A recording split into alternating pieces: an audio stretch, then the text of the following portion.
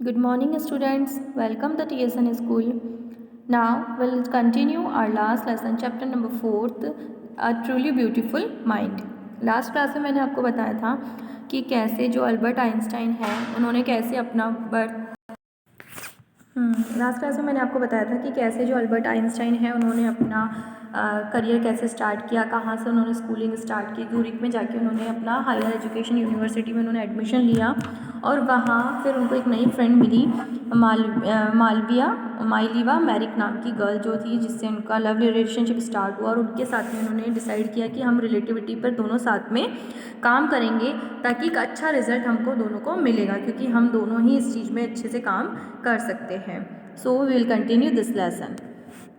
In 1900, at the age of 21, Albert Einstein was a university graduate and unemployed. He worked as a teaching assistant, gave private lessons, and finally secured a job in 1902 as a technical expert in the patent office in Bern. While he was supposed to be assessing other people's invitations, Einstein was actually developing his own ideas in secret. He is said to have jointly called his desk drawer at work the Bureau of Theoretical Physics।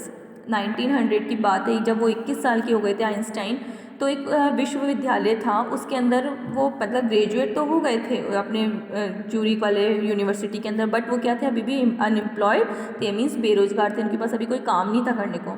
फिर धीरे धीरे उन्होंने एक मतलब teacher का काम start किया, private शिक्षा देना स्टार्ट किया बच्चों को, और 1902 में उन्होंने एक बर्न के अंदर पेटेंट जो कार्यालय था उसके अंदर उन्होंने एक टेक्निकल का काम स्टार्ट किया, वहाँ नौकरी उन्होंने ऐसे की, प्राइवेट काम उन्होंने स्टार्ट किया। धीरे धीरे उनका जो काम था वो चल तो रहा था साइड में प्राइवेट, बट वो अंदर ही अंदर मतलब गुप्त वो आइंस्टाइन जो थे वो अपने विचारों से या अपने दिमाग से और ज़्यादा प्रगति कर रहे थे, मीन्स अंदर गुप्त रह के वो अपना काम कर रहे थे। और सच में ऐसा ही हुआ कि एक दिन उन्होंने किसको, थ्योरेटिकल जो ब्यूरो था उनके सामने एक रिजल्ट लाकर उन्होंने अपना रखा। One of the famous papers of 1905 was Einstein's special theory of relativity, according to which time and distance are not absolute. Indeed, two perfectly accurate clocks will not continue to show the same time if they come together again after a journey, if one of them has been moving very fast relative to the other. From this followed the world's most famous formula, which describes the relationship between mass and energy is equal to mc square. In the mathematical equation, E stands for energy, m for mass and c for the speed of the light in vacuum, about इतनी 3 lakh kilometres पर second. ठीक है, इन्होंने क्या दिया finally 1905 के अंदर, जो आइंस्टाइन थे उन्होंने स्पेशल थ्योरी ऑफ रिलेटिविटी जो थी उसके अनुसार उन्होंने अपना फॉर्मूला प्रूफ किया, और उन्होंने ये जो फार्मूला था E equal to m c square mass वाला जो फार्मूला था ये इन्होंने सामने बना के रखा। और इसका जो E होती है वो ऊर्जा होती है, M जो इसका द्रव्यमान, और C क्या है, जो मतलब जो गति है प्रकाश की, वो गति इन्होंने इसमें बताई। इस तरीके से उन्होंने ये रिलेटिविटी वाला फॉर्मूला साइंस के अंदर दिया। While Einstein was solving the most difficult problems in physics, his private life was unraveling. Albert had wanted to marry Mileva right after finishing his studies, but his mother was against it. She thought Mileva, who was 3 years older than her son, was too old for him. She was also bothered by Mileva's intelligence. She is book like you. His mother said. Einstein put the wedding off. जब Einstein अपने मतलब physics के कामों में भी सब busy थे, अपनी मतलब डिफ़िकल्टीज़ जो थे वो सुलझा रहे थे, तो उन्होंने फिर पर्सनली एक डिसीज़न लिया कि अब उन्हें किससे शादी करनी है, माइलीवा से शादी करनी है। जब उनकी मतलब लगभग पढ़ाई जो है वो फिनिश होने वाली थी, कि एजुकेशन उनका कम्प्लीटली होने वाला था, तो उन्होंने डिसीज़न लिया कि अब माइलीवा से उनको शादी करनी है। बट उनकी जो मदर थी इसके अगेंस्ट थी, वो नहीं चाहती थी कि माइलीवा के साथ उनकी शादी हो, क्योंकि माइलीवा क्या थी, आइंस्टाइन से 3 साल बड़ी थी उम्र में और इंटेलिजेंट भी काफ़ी थी। तो अगर दोनों इंटेलिजेंट पर्सन होंगे तो उनको ये टेंशन थी कि माइली वाइफ तो एज में भी बड़ी, ऊपर से इंटेलिजेंट भी है, तो वो क्या होगा, मेरे बेटे के साथ में उसका रिलेशनशिप इतना अच्छा नहीं बन पाएगा, क्योंकि वो अपनी इंटेलिजेंसी अलग प्रूफ करेगी और आइंस्टाइन ऑलरेडी अपनी जो मतलब इंटेलिजेंसी वो अलग प्रूफ करेगा, तो दोनों का सेटिंग ऐसे अच्छे से बैठ नहीं पाएगा। तो इसलिए उनकी माताजी ने उससे कहा आइंस्टाइन से कि अभी शादी तुम टाल दो, क्योंकि ये तुम्हारे लिए अभी सही नहीं है। The pair finally married in January 1903 and had 2 sons. But a few years later, the marriage faltered. Mileva, meanwhile, was losing her intellectual ambition and becoming an unhappy housewife. After years of constant fighting, the couple finally divorced in 1990. Einstein married his cousin Elsa the same year.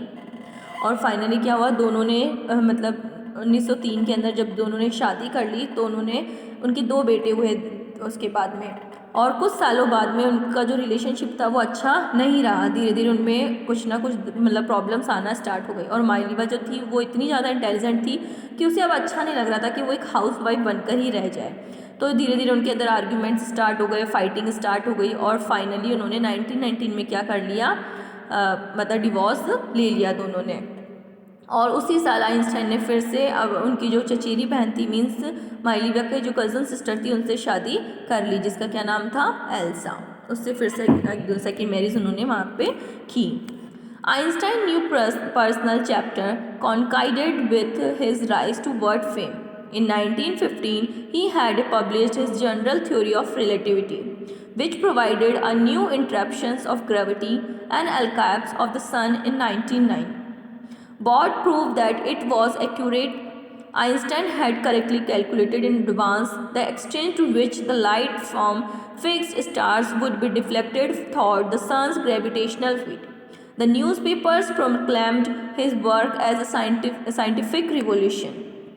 और finally जो Einstein का जो personal काम चल रहा था, किसको लेके, जनरल थ्योरी ऑफ रिलेटिविटी को लेके, और गुरुत्वाकर्षण ग्रेविटेशन को जो लेकर उन्होंने काम किया 1919 में, वो प्रूफ हो गया। और उनका जो हिसाब किताब था, गुरुत्वाकर्षण जो था, ग्रेविटेशन जो फोर्स था, उसको लेकर जो उनका थ्योरी थी वो सामने आ गई, और न्यूज़पेपर में आके एक वैज्ञानिक क्रांति के रूप में, मतलब साइंटिफिक रिवोल्यूशन के रूप में उनका जो पूरा प्रोजेक्ट था वो सामने आया। Einstein received the Nobel Prize for Physics in 1921. He was assured with honors and invitations from all over the world and lauded by the press. और फाइनली क्या हुआ, आइंस्टाइन जो थे, फिज़िक्स जो भौतिकी जो रूप था उसमें 1921 में उनको क्या मिला, नोबेल पुरस्कार भी मिला, और पूरे विश्व में से उनको मतलब काफ़ी सारे इन्विटेशंस, काफ़ी सारे मतलब उनका सम्मान, रेस्पेक्ट इतना ज़्यादा बढ़ गया कि उनको बहुत ज़्यादा इन्विटेशन आने लगे, और सब लोगों ने उनकी बहुत ज़्यादा तारीफ़ की। When the Nazis came to power in Germany in 1933, Einstein emigrated to the United States. 5 years later, the discovery of nuclear fission in the Berlin and American physicists in an appear. Many of them had fled from fascists just as Einstein had, and now they were afraid the Nazis could build and use an atomic bomb. और finally 1993 में Germany के अंदर जब Nazi मतलब बहुत ज़्यादा शक्तिशाली हो गए थे, तो उन्होंने, अमेरिका ने क्या किया था, वहाँ पर बम विस्फोट जो किए थे, न्यूक्लियर फिजन जो हुआ था, जो अमेरिका ने उस चीज़ की खोज करके बना रखा था, तो काफ़ी जो वर्ल्ड था उसमें बहुत ज़्यादा टेंशन हो गई थी कि अब क्या होगा। तो उसी बीच में आइंस्टाइन ने कहा कि घबराओ नहीं, हमारे पास भी क्या है, बम बनाने का मतलब इतना टैलेंट है कि हम भी उसका उपयोग कर सकते हैं। At the urging of a colleague, Einstein wrote a letter to the American President Franklin D. Roosevelt on 2nd August 1939, in which he warned a single bomb of this type exploded in a pot might very well destroy the whole pot together with some of the surrounding territory. These words did not fail to have an effect. The Americans developed the atomic bomb in a secret project of their own and dropped it in the Japanese cities of Hiroshima and Nagasaki in August 1945. क्या होता है कि उन्होंने Einstein ने American राष्ट्रपति को एक letter लिखा 2 अगस्त 1939 को, और उसमें उन्होंने बताया कि अगर ऐसा एक बॉम्ब आप अपने यहाँ मतलब बना के रख सकते हैं तो हमारे पास भी ऐसी मतलब बॉम्ब्स वगैरह हम बना सकते हैं, हम भी उसका डिस्कवर कर सकते हैं। और जब आपको पता है कि अमेरिका ने एक गुप्त प्रोजेक्ट के माध्यम से एक अणुबम तैयार किया था और जर्मनी के अंदर जापानी जो शहर था वो हिरोशिमा और नागासाकी पर 1945 में उन्होंने गिरा दिया था, तो जिसका इफेक्ट आज भी हमें देखने को मिलता है। काफ़ी नुकसान उस टाइम उससे न्यूक्लियर बॉम्ब से हुआ था। Einstein was deeply shaken by the extent of the destruction. This time he wrote a public missive to the United Nations. In it, he proposed the formation of world government. Unlike the letter to Roosevelt, this one made no impact. But over the next decade, Einstein got ever more involved in politics, against for an end to the arms build-up and using his popularity campaign for peace and democracy. और इस बर्बादी के बाद Einstein को काफ़ी गहरा झटका लगा, क्योंकि अमेरिका ने मतलब गुप्त रूप से एक अटैक किया था। तो उसके बाद उन्होंने एक मतलब काफ़ी गवर्नमेंट को एक पत्र लिखा और उसमें लिखा कि वर्ल्ड गवर्नमेंट है उसको इस बारे में कुछ डिसीजंस लेने चाहिए। और आइंस्टाइन फिर मतलब पॉलिटिक्स में भी उन्होंने काम किया और उन्होंने सबको यही संदेश दिया कि हमें क्या करना चाहिए, शांति और प्रजातंत्र के लिए मतलब शांति से हमें कंट्रीज़ को हमें यहाँ रहना चाहिए, ऐसा मतलब किसी पे भी इस टाइप का अटैक हमें नहीं करना चाहिए। इस तरीके से उन्होंने काफ़ी अभियान चलाया, उसमें काफ़ी उन्होंने काम किया। When Einstein died in 1955 at the age of 76, he was celebrated as a visionary and world citizen as much as a scientific genius. और 1955 में आइंस्टाइन की जब डेथ हुई तो कितने साल के थे, 76 ईयर के थे। और उन्होंने संसार के अंदर एक अच्छे नागरिक के रूप में और काफ़ी इंटेलिजेंसी के साथ उन्होंने ये काम किया और आज भी हम उनको एक अच्छे साइंटिस्ट के रूप में याद किया जाता है। पूरे वर्ल्ड में पूरे सब जगह उनको आज भी आइंस्टाइन को याद किया जाता है। So students, this lesson is completed. If you have any doubt regarding this, please note it down in your notebook, and thank you all.